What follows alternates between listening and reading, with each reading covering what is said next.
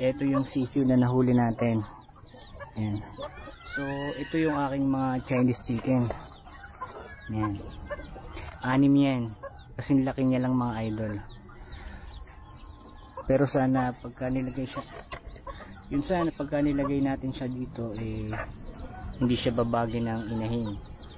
Silipin din natin yung iba. Meron din tayong mga sisiw dito. Malalaki na nga lang. 6 din yan, 6.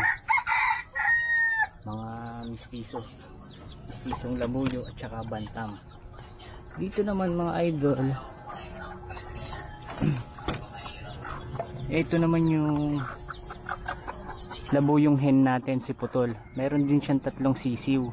Kaso medyo malalaki na rin to mga idolo.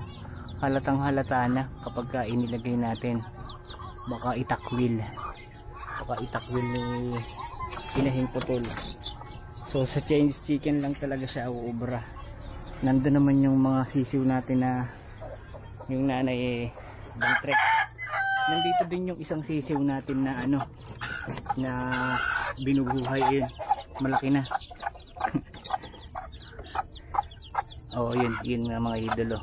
Kala ko hindi mabubuhay sumakto lang din.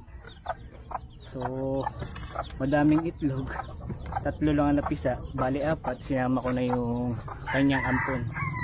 Yung Texas natin hindi nga lang pinalad mga idol. Mga Texas natin wala man lang napapisa kahit isa.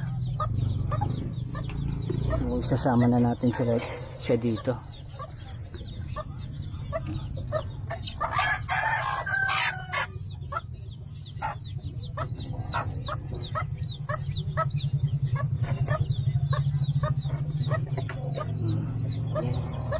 Kung mabait naman, hindi naman siya tinuka. Yan, sumama ka dyan. Kain naman mga idolo, halos magkakasinlaki lang. Saktong-sakto lang siya dito mga idol.